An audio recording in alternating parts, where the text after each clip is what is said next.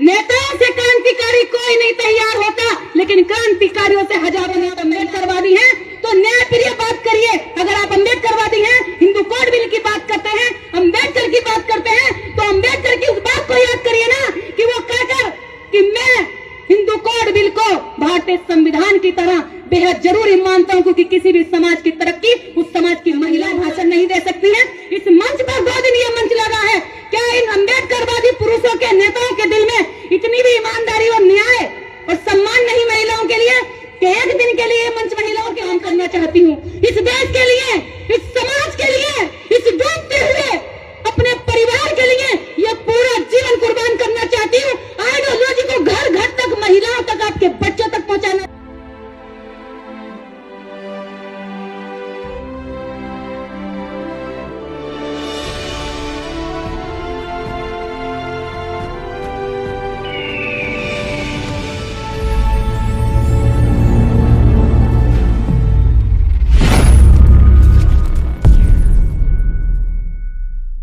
न खुद क्रांतिकारी हो सकता, मैं किसी नेता विशेष को नहीं, मैं इतिहास से भरी हुई चीज कह रही हूं। एक क्रांतिकारी अम्बेडकर ने हजारों नेता तैयार कर दिए और प्रेजेंट समय पर खुद भी नेता बनकर संसद तक कानून मंत्री बने, लेकिन एक भी नेता, एक भी क्रांतिकारी को तैयार नहीं कर पाया।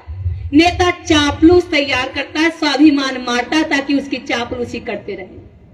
समाज में क्रांतिकारी लोगों की जरूरत है, नवीन जी की जरूरत है, शंभू जी की जरूरत है, गांव में काम करने वाले लोगों की जरूरत है। ऐसे लोगों की जरूरत है जो नीचे खड़े हैं, जिनकी कोई तनख्वाह नहीं है, अगले दिन इनके साथ क्या हो जाए इसकी कोई गारंटी नहीं है, उसके बाद भी ये लोग लगे हुए हैं। उस गांव में काम करने वाले लोगों की इज्जत करने की जरूरत है, जो बिना किसी नेता की भूख लिए, नेता बनने की भूख लिए लगातार काम कर रहे हैं, और ऐसे लोग इनमें भी बहुत बैठे हैं। उनकी बदौलत ये कार्यक्रम सफल होते हैं। तो पहली चीज ये है, नेताओं से क्रांतिकारी कोई नहीं तैयार होता, लेकिन क्रांतिकारियों से हजारों नेता तैयार हो सकते हैं। इसकी गारंटी मैं भी देती हूँ और इतिहास भी इससे भरा पड़ा है। दूसरी चीज ये है, एक निष्पक्ष कार्यकर्ता निष्पक्ष बात करता है, एक निष्पक्ष पत्रकार निष्पक्ष पत्रकारिता करता है, तो ये 2 ही लोग नेताओं को घेर सकते हैं। मेरी हाथ जोड़कर अपील है, ये समय चापलूसी का नहीं बचा है। ये समाज एक डूबता हुआ जहाज होता जा रहा है, और एक एक करके अगर हमने बचाने की कोशिश की तो हम एक एक करके इसके नीचे दब के मर जाएंगे। और हमने सबने हाथ लगाकर उठा करके इसको बचाया, तो मुझे लगता है अभी 2024 में भी हम इसको बचा सकते हैं। तो सबको एकजुट होकर के बचाने की जरूरत है। आज केवल कहने की जरूरत नहीं है, मैंने कह दिया, उसने भी कह दिया, सब कह के जा रहे हैं एकजुट हो, लेकिन क्या गारंटी देकर जाएंगे कि ये सारे नेता एकजुट होंगे? क्या क्या जिम्मेदारी लेकर जाएंगे कि ये सारे नेता एकजुट होंगे? आज के कार्यक्रम की क्या कोई समीक्षा होगी कि हम बैठेंगे कि हाँ अगला रास्ता क्या निकाला जाएगा?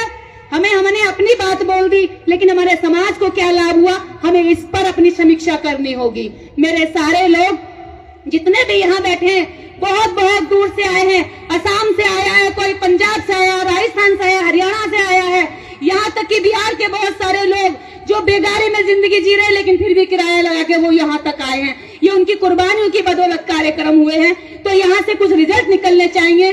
समाज को एक उम्मीद है कि आज के कार्यक्रम से कुछ होगा।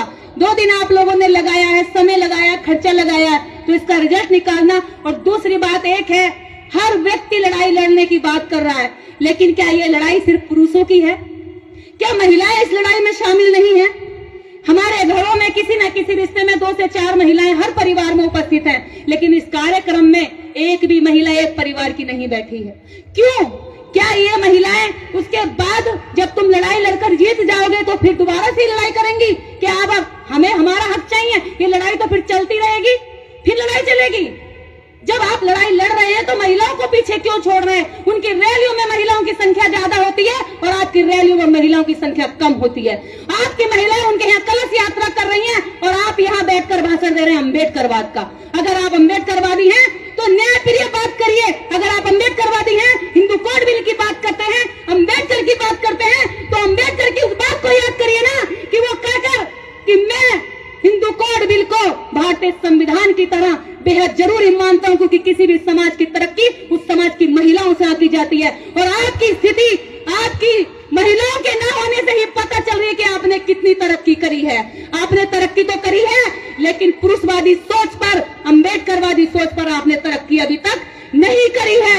आप चाहते हो कि वो घर में आपके कपड़ों को प्रेस करती रहे, आप चाहते हो कि वो आपको खाना बनाकर देती रहे, आप चाहते हो कि वो आपके बच्चों को स्कूल भेजती रहे, और आप यहाँ पर भाषण दें। क्या महिलाएं भाषण नहीं दे सकती हैं? इस मंच पर 2 दिन ये मंच लगा है। क्या इन अंबेडकरवादी पुरुषों के नेताओं के दिल में इतनी भी ईमानदारी और न्याय और सम्मान नहीं महिलाओं के लिए कि एक दिन के लिए ये मंच महिलाओं के लिए खाली कर दें कि आइए, चाहे तुम कैसा भी बोलो, टेढ़ा बोलो, वेड़ा बोलो, चाहे तुम जो भी कहो, जब तुम सिखाओगे नहीं, इन्हें प्राइमरी नहीं सिखाओगे तो पीएचडी करने की कैसे उम्मीद कर लोगे? इन्हें प्राइमरी क्लास में ही नहीं बिठाओगे तो इन्हें आगे कैसे नेता बना लोगे? कल को फिर इन्हें नेता बनाने की लड़ाई लड़ना, क्योंकि ये तो वहीं पर घंटी बजाती रहेंगी, वहीं पर बाबाओं को दान करती रहेंगी, वहां पर जो है एस्ट्रोलॉजर से ज्ञान पूछती रहेंगी, कल कौन सा कपड़ा पहनना है, कल क्या देना है। आप भले ही अम्बेडकरवाद की बात करो, लेकिन आपकी बीवियां तो, एस्ट्रोलॉजर ने कहा कि कल कौन सी अंगूठी पहननी है तो आप वही अंगूठी डालेंगे। एस्ट्रोलॉजर ने कहा कौन से कलर का कपड़ा शुभ है तो वही कपड़ा आपको प्रेस करके टेबल पे मिलेगा। आपको अगर बाथरूम में टॉवल भी यूज करनी है तो महिला बताएगी कौन सी करनी है। भैया तो आप कर क्या रहे हो? आप सब कुछ उनके हिसाब से करके आ रहे हो और यह उनके खिलाफ लड़ रहे हो। ये लड़ाई जीतने के लिए हमें हमारी महिलाओं को तैयार करना होगा। आप यहाँ समाज को तैयार करते हो अंबेडकरवाद के लिए, वहां आपकी महिलाएं तैयार करती हैं आपके बच्चों को ब्राह्मणवाद के लिए। तो वहां से भर रहे हैं, यहाँ से निकल रहा है, वहां से भर रहे हैं, यहाँ से खाली कर रहे हैं। तो क्या है हमारी लड़ाई? जो लड़ाई जीतनी चाहिए थी वो लड़ाई हारते जा रहे हैं। आज हर बात अच्छी लगती है मुझे, हर नेता कहता है। मेरी अपील है कि एकजुट होने के लिए बैठकर प्लानिंग करिए। सारे नेता भाषण देख के गायब ना हो जाए। आज शाम को बैठे और कहें कि अगला रास्ता क्या निकाला जाएगा, वरना ये गले की खुजली खत्म की, बात खत्म हो गई, जनता ने सुना, हमने बोल दिया, बहुत कुछ भरा पड़ा है। असम से आए हुए एमपी साहब ने बहुत अच्छी बात कही। मैं आइडियोलॉजी की कदर करता हूँ, मैं आइडियोलॉजी पर काम करना चाहती हूँ। इस देश के लिए, इस समाज के लिए, इस डूबते हुए अपने परिवार के लिए ये पूरा जीवन कुर्बान करना चाहती हूँ। आइडियोलॉजी को घर घर तक, महिलाओं तक, आपके बच्चों तक पहुंचाना चाहती हूँ। मैं देखूंगी कि कितने लोग कहेंगे कि ठीक है, आप जैसे 100 लोगों को हम चलाएंगे रात दिन और आप जाकर के काम करो। वादा करती हूँ मैं और मुझ जैसे 100 लोग 2024 तक घर नहीं लौटेंगे, वादा करती हूँ। और मेरे वादे झूठे नहीं होते हैं, मेरे वादे झूठे नहीं होते हैं, ये सामने की जनता भी जानती है। इतना ही बोलती जितना कर पाती हूँ। तो 100 लोगों को आप हायर करके छोड़ दीजिए। और रही बात जातिगत जनगणना की, वो जातिगत जनगणना नहीं कराएंगे और हम ऐसे लड़ाई लड़ते रहेंगे। आज हमारी पार्टियां भी हैं, संगठन भी हैं, एनजीओ भी है जिन पे करोड़ों करोड़ होते हैं, एमपी एमएलए भी हैं, मंत्री भी हैं। एक फंड इकट्ठा कीजिए और जातिगत जनगणना राष्ट्रीय स्तर पर खुद करवाइए, खुद करवाइए। जितने सामाजिक कार्यकर्ता और संगठन, लगभग 36 लाख संगठन है भारत में, दीजिए इनको काम, करवाइए ना हायर, इनसे करवाइए जातिगत जनगणना। आप करिए अपने आंकड़े खुद तैयार, क्योंकि सरकार नहीं करेगी। और आपकी जितनी भी पार्टियां, हमारे जितने भी नेता हैं, एक राष्ट्रीय स्तर पर नेता चुन लो। बहुत हो गई लड़ाई झगड़े, हम 100 लोग, 400 लोग अलग अलग इकट्ठे करके इस समाज की लड़ाई नहीं जीत पाएंगे। इस समाज में अगर हम चाहते हैं कि हम ये लड़ाई जीतें तो 24 घंटे के लिए एक मंच बनता है। अगर उससे चिपके रहने की जिद रहेगी, जिद्दी बच्चे की तरह, तो फिर डॉक्टर अंबेडकर के हम फॉलोवर कहाँ हो गए? डॉक्टर अंबेडकर ने तो मंत्री की कुर्सी से इस्तीफा दे दिया था, वो तो नहीं चिपके रहे, वो तो छोड़ दिया था। ये दुख होता है वो कि ये होना, हिंदू कोड बिल पास होना बहुत जरूरी है। तो आप क्यों नहीं कहते कि ये समाज को आज बचाए रखना बहुत जरूरी है? अकेले नेता ने इतने करोड़ों लोगों की आजादी करा दी, आप हजारों नेता, आज आप इस समाज की आजादी नहीं करा पा रहे। तो ये कहीं ना कहीं हमारी लड़ाई में कमी है।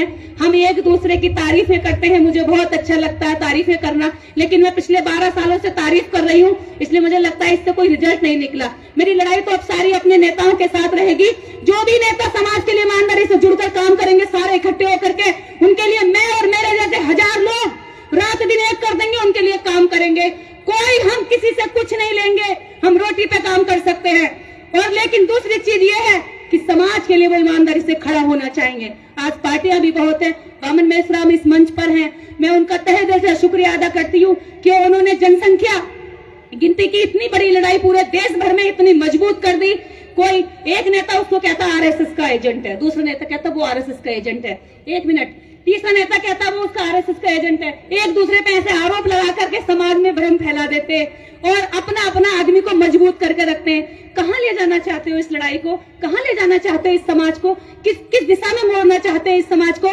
मेरी सभी इस समाज के नेताओं से गुजारिश है, एक दूसरे पे आरोप प्रत्यारोप लगाने की बजाय, एक दूसरे को गिराने की बजाय, आपका दुश्मन ताकतवर हो रहा है और ताकतवर होता जा रहा है, उससे लड़ाई लड़ने की तरीके सोचिए, उससे लड़ाई लड़ने के लिए समाज को एकजुट करिए।